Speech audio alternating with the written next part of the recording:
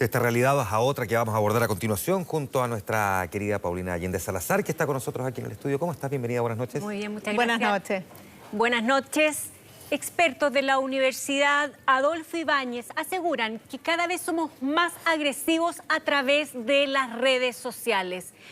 Prueba de ello es el aumento de las amenazas que ha habido contra personas comunes y corrientes en las redes sociales y que hoy día está investigando investigaciones.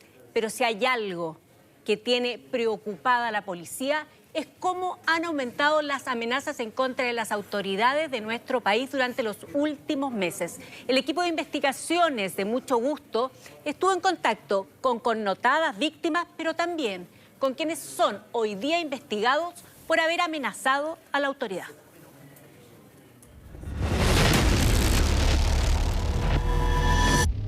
¿Has sentido miedo alguna vez? ¿Sentido que se paraliza, que se congela? Probablemente eso mismo es lo que quisieron que sintiera Isquia Siches, la presidenta del Colegio Médico, cuando le mandaron esta amenaza por correo electrónico. Pero la doctora, según las cifras de investigaciones, no es la única personalidad pública que ha sufrido amenazas.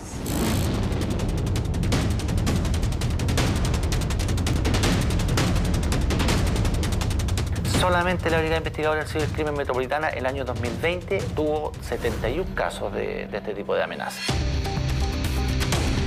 ¿Quién es la principal víctima al que ustedes le contabilizan más amenazas? En el año 2020 el presidente de la República fue el que tuvo más amenazas. Nosotros como Cibercrimen tuvimos solamente 9 amenazas en su contra. ¿Pero tú te das cuenta que estabas incitando a quemar la casa del presidente? Sebastián Piñera. Estamos haciendo un reportaje que tiene que ver con distintos tipos de amenazas. Entonces, por eso vine a conversar contigo. ¿Cuáles son los perfiles de estas personas que envían amenazas? La mayoría son amenazas de muerte en que cuida a su familia, que le van a quemar su casa o que donde lo encuentren le van a dar muerte. Son del momento, de acuerdo a la opinión que están dando estas autoridades. Este mensaje parece violento, ¿no te parece a ti violento? Sí, es un mensaje violento que se dio en un contexto que en la sociedad me estaba violentando. El segundo perfil está relacionado a personas que son grupos que se dedican por las redes sociales a amedrentar a algunas personas o están amenazando. ¿Y quién ha sido la víctima de mayor tipo de agresiones de ese tipo? En este caso encontramos la presidenta del Colegio Médico, Isquia Siches, y ella, las amenazas fueron bastante fuertes. Y el tercer perfil, sujetos que se dedican ahora directamente a obtener información a través de todas las redes sociales, a tratar de ver qué está ocurriendo en su entorno. Y cuando ellos eligen a una persona, empiezan a enviar estos mensajes. En este caso, por ejemplo, encontramos el sujeto que amenazó al ex candidato presidencial Marco Enrique Minami, al diputado Marcelo Díaz, a personajes también de la televisión, periodista, misma persona.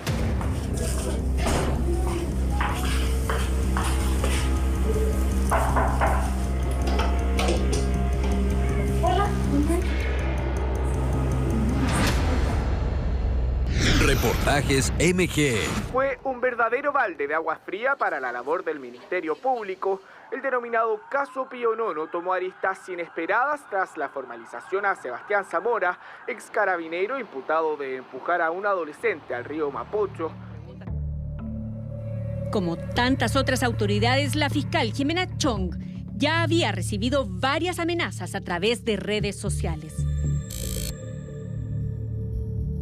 A su Instagram le llegaron mensajes que dicen que su vida se le haría imposible, que la iban a visitar.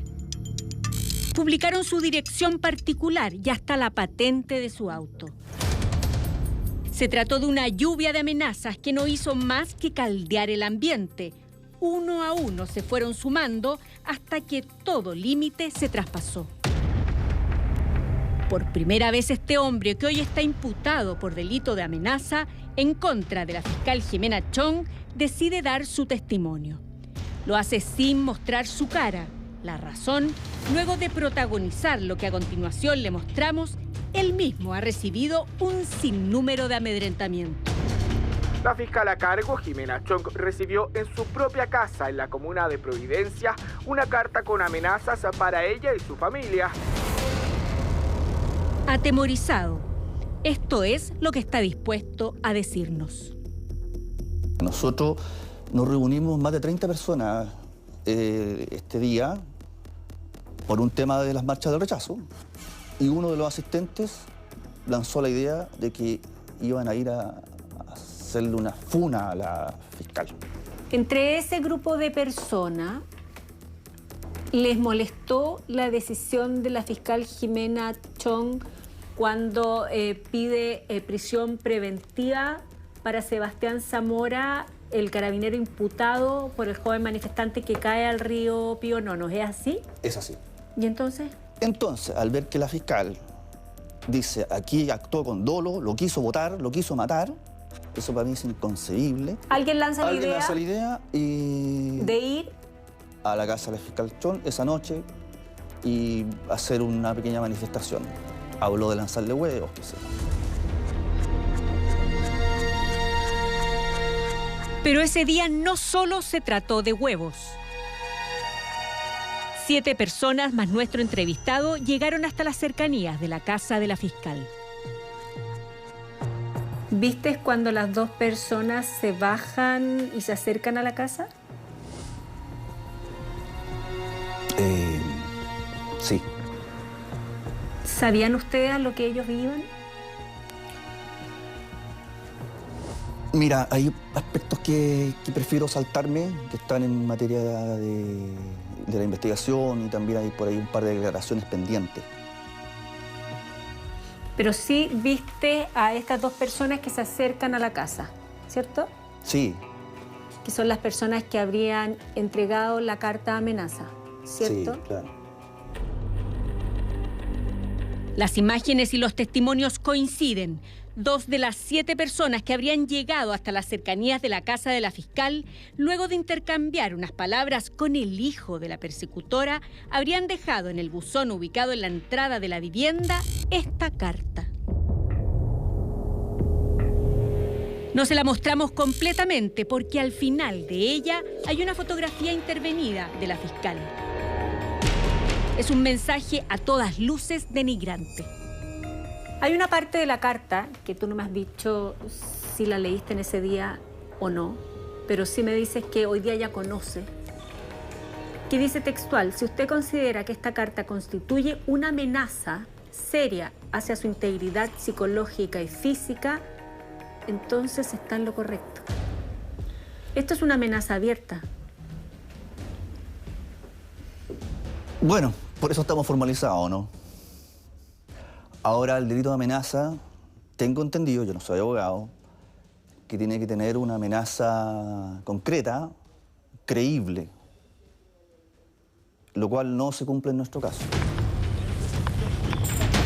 Después de ese día y una vez que comienza la investigación sobre la amenaza a la fiscal Chong, se abrió una caja de Pandora. 6 hombres y 2 mujeres de entre 20 y 50 años de edad.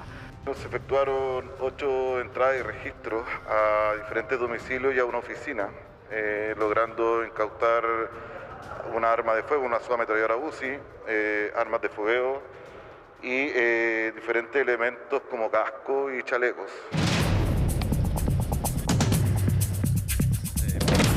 Según los datos de la Policía de Investigaciones, las amenazas por redes sociales copan el arcoíris político. No hay tendencia ideológica que se salve. Hablemos de usted. ¿Ha sido amenazado usted, ministro? Efectivamente, yo 2 veces, lamentablemente, una vez como diputado y otra vez como ministro. En el primer caso fue una cuestión bien brutal porque mostraban datos personales, empezaron a decir el colegio donde iban mis hijos, a organizar una marcha para ese mismo colegio. Las autoridades que se han visto sometidas a amenaza lo que dicen es, ok, métanse conmigo si quieren, pero con mi familia no. Que hasta ahí llega el límite. ¿Le pasa lo mismo? Absolutamente. Tratan de ir a atacarte con aquello que tú sabes que te duele más, porque es lo que más amas. Pero entre todas las amenazas que ha recibido el ministro secretario general de Gobierno, hay una que no olvida. Y por eso buscamos al autor de ese mensaje. Queremos saber por qué lo hizo, de quién se trata y qué piensa hoy. Siempre nos llegan algunas personas que hacen gravatos, insultos y otros, mentiras, falsedades, pero ya esta era de una connotación, no sé, casi masoquista, digamos. Entonces ya había cruzado un nivel un poquito más allá y esa implicó que hubo una querella por parte del Ministerio del Interior. ¿Es esta misma?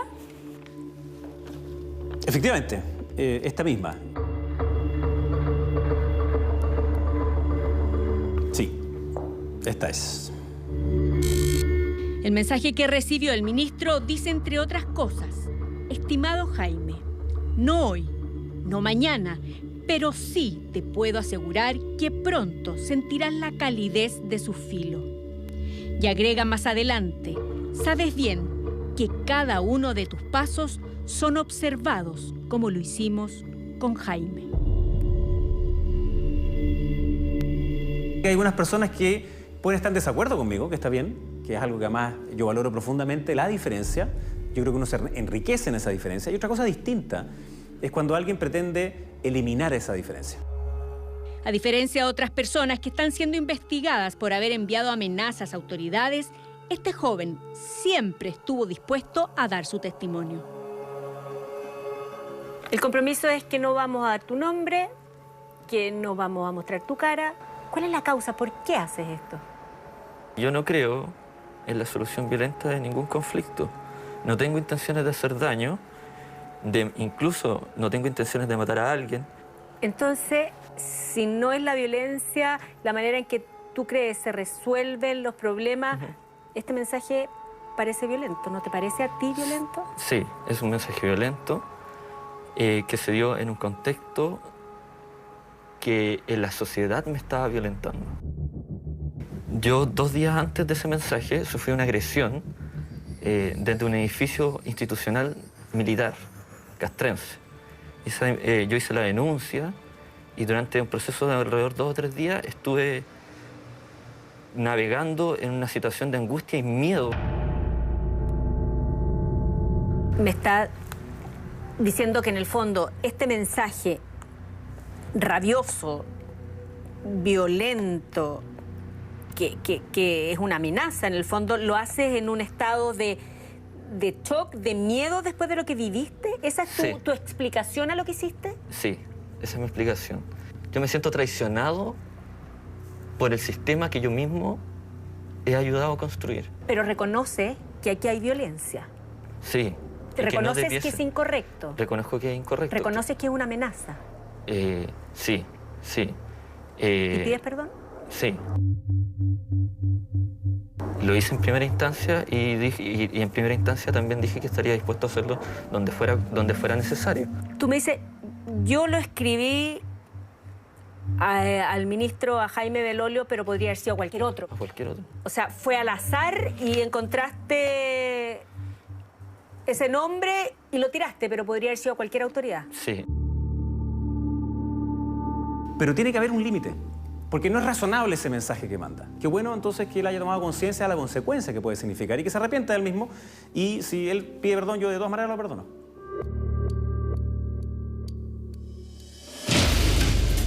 Pero son muchas más las autoridades que no se salvan de ser blanco de amenazas que en su mayoría hoy están siendo investigadas.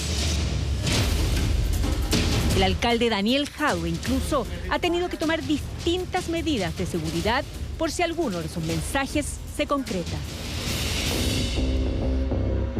La primera fue llegando recién, cuando empezamos la lucha contra el narcotráfico y las máquinas tragamonedas ilegales.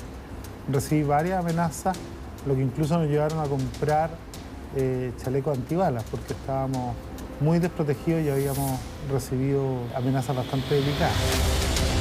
La otra medida que tomó el edil de Recoleta es simple y, según dice, muy eficiente. Por ejemplo, el primer insulto, a la primera mentira, yo bloqueo. Serán 5.000 bloqueos, o sea, mira, comunista, tate tu tata, cuando lleguen al poder los vamos a volver a masacrar.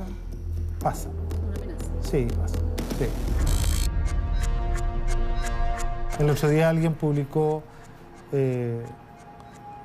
fotos de mi automóvil con patentes diciendo hoy no se les vaya a ir a ocurrir quemar el auto. No, si eso pasa. ¿Pero esta información ustedes la denuncian?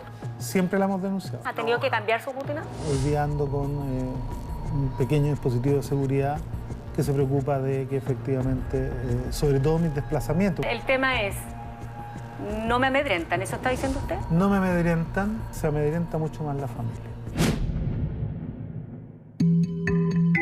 Hasta aquí hemos oído las versiones de 2 personas que han sido investigadas por amenazar a personalidades públicas. Pero lo que oiremos a continuación vendrá de la boca de quien amenazó directamente al presidente de la República. En el centro de la capital dimos con el autor de este mensaje. El texto hace referencia al coraje que se requeriría para hacer daño a la vivienda del primer mandatario y pone la dirección de su casa. Buenos días, Víctor. Sí, no, perfecto. ¿No te gusta la cámara? Sí. ¿Y cómo lo hacemos? Por eso, si quiere, pasamos a conversar primero. Primero conversamos, Sí, ya. a lo que vino. Ya, perfecto. Permiso. Queda para aquí, no tengo problema. Mientras conversamos con la persona que escribió una de las amenazas contra el presidente, recordamos que según la información que maneja la policía, él es la autoridad que más mensajes de este tipo ha recibido en el último tiempo. Estos son algunos de ellos. Les transparentamos que borramos varias de las expresiones más violentas e intimidantes. El 24 de octubre del año 2019, publicaste en tu cuenta de Twitter el siguiente mensaje. Dice, quiero ver quién tiene el coraje de quemar la casa de Piñera, el presidente. Aquí dejo su dirección y publicaste la dirección del presidente. No sé si es la dirección del presidente porque, insisto, eso fue un compartir, algo que ya estaba publicado. La primera respuesta de este hombre nos sorprende porque reconoce que lo hizo pero sin tomarle el peso, sin darse cuenta del efecto que esto tendría. No sabía, por ejemplo, que se trata de un delito y que, como veremos, tiene penas de cárcel. ¿Pero tú te das cuenta que estabas llamando, de alguna manera incitando a tener el coraje de quemar la casa del presidente? No, porque insisto, eso fue hecho en un día de carrete, lo recompartí nomás, lo que Pero estaba había un interés ideológico, ¿tenías conciencia de que había gente que podía tomar ¿Eso en serio? No, no tenía conciencia, nunca pensé que iba a llegar a eso, no tengo ninguna ideología, no participo de ningún partido político, no soy de ninguna agrupación. Sebastián Piñera, perdón por el post que se envió en mi Twitter, Facebook, no me acuerdo muy bien, pero no fue la intención. Mensajes como estos tienen consecuencias concretas sobre el que los recibe, pero también sobre quien los envía. Entonces, ¿cuál es la pena que tiene hoy día? Tiene una pena que va de 61 días a 540 días de privación de libertad. Esas son las amenazas simples.